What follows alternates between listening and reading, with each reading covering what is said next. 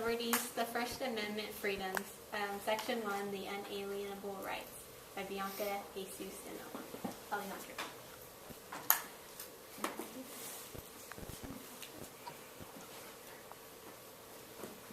Okay, a commitment to freedom. Over many centuries, the English people have had a continued struggle for individual rights. The Revolutionary War was fought for these very rights, the rights of individuals against government.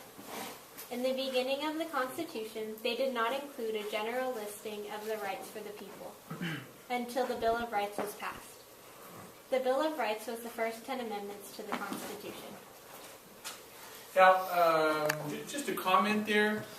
It wasn't necessarily that they didn't have them. It was, remember that the states had largely passed their own Bill of Rights. So they didn't really think it was, a lot of Federalists didn't think it was necessary to add it to the Constitution because they said, we already have them in our states. But, so it's not that they didn't believe in those principles, it's just they didn't think they needed to codify them. It was thanks to the Anti-Federalists that we actually got that codified as part of the U.S. Constitution. Just, I know it seems like I'm splitting hairs, but that's a really important point.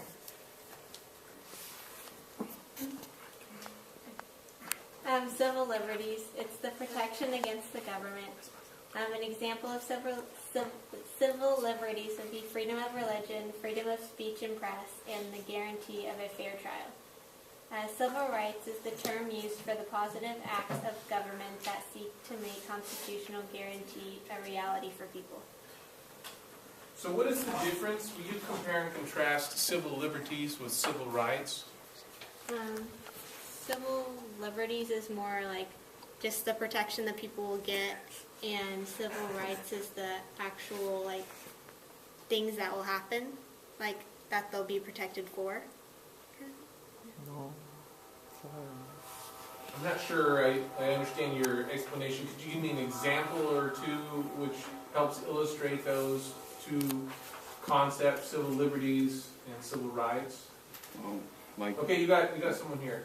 Isn't it like the civil rights are what the government has to do for you, and civil liberties are like what the government can't control? Interesting, yeah. I think that's pretty good.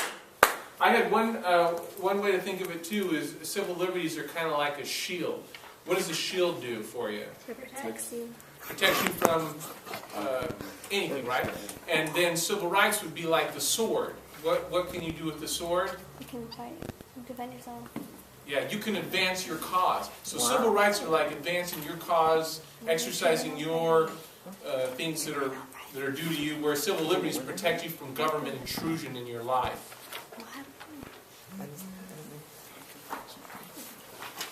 For limited government. The United States government is limited. The big difference between a democratic and dictatorial is one lies in the extent of that authority. The Constitution guarantees many different rights to people, but people still don't have the right to do as they please. As stated in the book, everyone has the right of free speech, but no one enjoys absolute freedom of speech. So how does that relate to limited government? Yeah. You're saying here that there are no absolute rights, but how does that relate to limited government? Yeah. Well, the difference is between the democratic and dictatorial is that.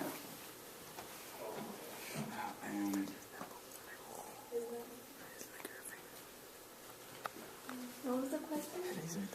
My question was, your slide is titled here, Limited Government, and you make some valid points that we only want as much government as we need to protect our rights.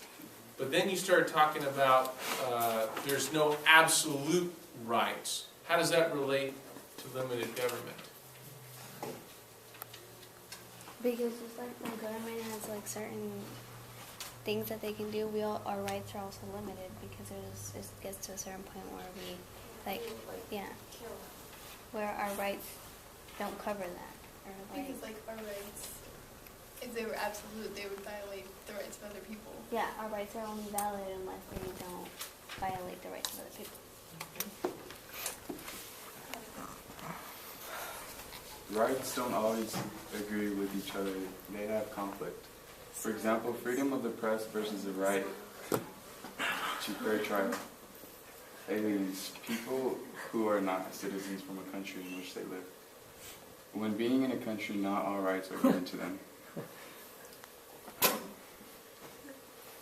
So you're saying some people that live here in the borders of the U.S. don't have the same rights as citizens? Not if they're not like the U.S. citizens. Like if they're like coming from another country, then they might not always have the same rights as we do, like the U.S. citizens. Are there examples of where this is the case? Well, like if someone comes in from like Spain or like a European country to the United States to try and live here, they have to don't they have to get their like papers signed or like whatever to be a real like U.S. citizen before Yes, they take can a have test. every right. Yeah. And that may be the case. I'm just asking what some of these rights are. What are some of the rights that you mentioned that? Like their freedom of speech or like Voting. Religion Yeah. and stuff. So you're saying if I came from China and I was a Buddhist, I couldn't come and worship here how I chose to? Oh, certainly. no, wait, Wait. Wait, what? So Well, you she just can't? said if I came from a foreign country, I might not have the guaranteed rights of freedom of religion. No, you are. No, because you everyone are. is created equal. That's what.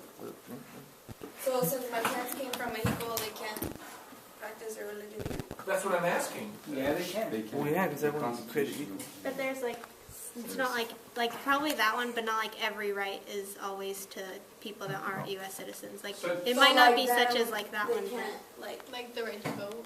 yeah, Okay. Or or stuff get like their, that? well, now they can, but. But I mean the right to vote. So let's say I'm So from. like to own property, maybe they might not have that right because they're not like they don't citizens. have like what they need. So they would have to go through a process of like going through court. So you're saying Japanese foreign nationals cannot own land in La Grande? Yeah, they can. Anyone. But what about when they have like corporations? Oh, like, but they're over there. So you're saying that you think there are some things that non-citizens don't have access to, but you're not sure what they are. I heard one, the right to vote. Are there any others? like, But anyone has the right to vote. Like anything that the government. Anyone can vote? The right to own property. is that- According would to that the be one? 15th Amendment, you know. Anyone can vote?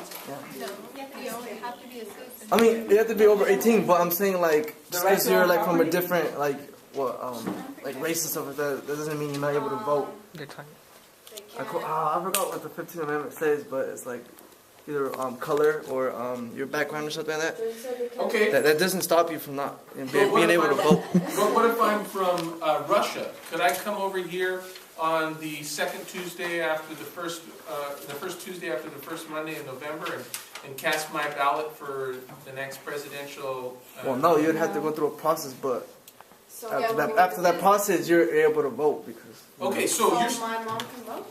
Yeah. Is she a citizen of the U.S.? That's the question. She's not. So you have to be a what in order to vote? Citizen. Citizen. US Citizen. Wow. What about this? What if and I love throwing these at you. I'm trying to lift it to a higher level, critically think here, because you're just throwing out principles and concepts from the textbook, which is nice. But let's get some application here. Let's say I'm from Argentina, Wait. and Oh, let's say I break into someone's home, and I steal their flat screen TV, and I steal their automobile. Do I have a right to go through the U.S. court system, or can the United States immediately send me back to my homeland? They can send you back, right? They can send Well, Because you're not a U.S. citizen. If you don't like have all your stuff done, like your tests. Right? They'll send you back. Yeah. they just send you to a prison right here, right? Wouldn't they? Oh. How big the crime that they committed or something? Okay? So you're not sure then? Well, You tell us. well, all men are created equal, so like they're probably You're throwing out little cliches here, but I've been giving you specific examples, and you can't give me definitive answers. Wait, so determining on I don't know. Depending on how big the crime was, he said, they'd probably give him a chance and then probably like send him to prison here Oh yeah, because my dad, and then do something. he used to drink and the cops were chasing him. And he just went to jail. But now he's Because still like here. the limit for detention. Yeah. Like But there's, there's, like, if you keep certain doing cameras. offenses, Yeah. then you get sent. That's Yeah. why I said it like Okay, so the level of offense will trigger whether or not they want to put the finances into extradite back or to send back to your own country. Yeah.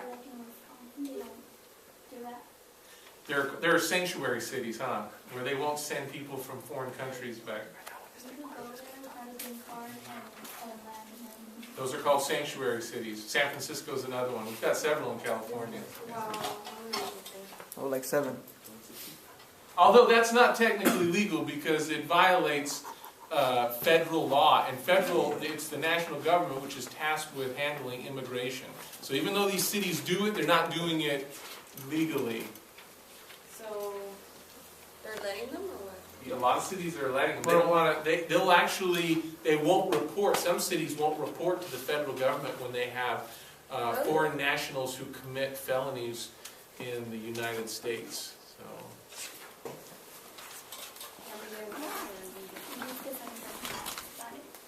There's a lot of people for the feds to track down. So. Too many. Federalism and individual rights. Federalism is a complicated governmental arrangement and produces any number of problems. The Bill of Rights apply against the national government and not the state, but it does not mean the states can deny basic rights of the people. Due process law clause, part of the 14th Amendment, which guarantees that no state deny basic rights to its people. Process of incorporation, the process of including most of the guarantees in the Bill of Rights into the 14th Amendment's due process clause. Now wait a minute. You just got done telling me that the first 10 amendments apply to the national government from the Constitution, and now you're telling me that they apply to the states too?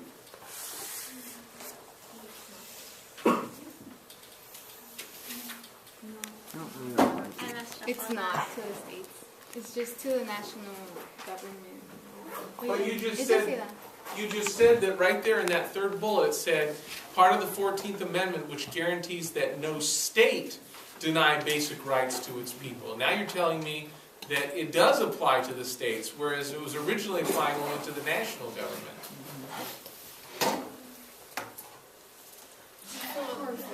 It's because like the states have like their own like separate, in a way, they're like a separate government, so they have to. But they're still under The Constitution. Yeah, but remember, when they passed the Constitution, when they ratified it, the states did it with the understanding that the Bill of Rights applied to the national government. But now they put us a bullet up here on the slide which says because of the 14th Amendment, now through this process of incorporation, the Bill of Rights can now be applied to the state level. Do you understand the significance of that? It would be like the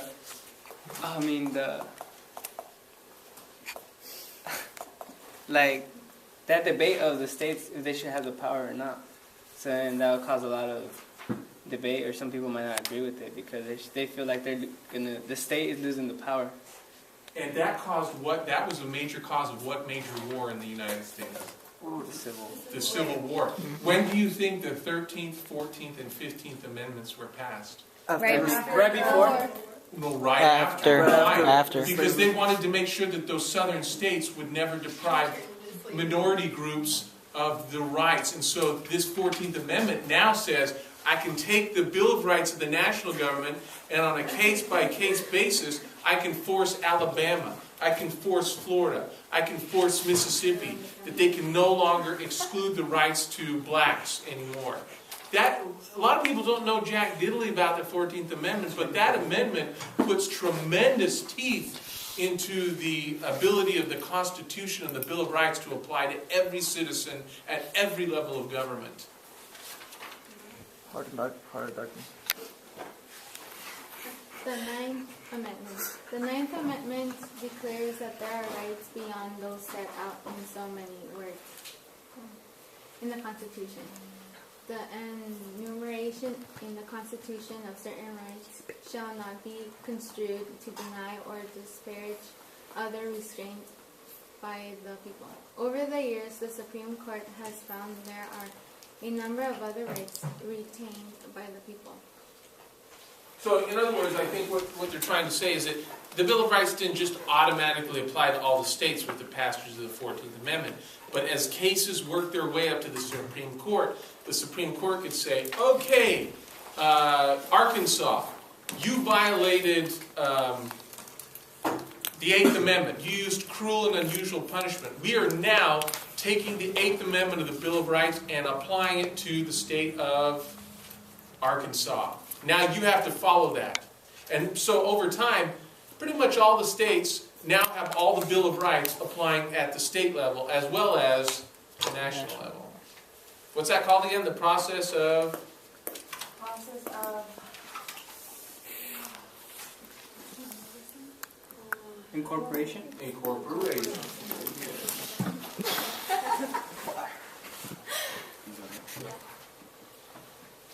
Oh, section 1? Yeah. Alright.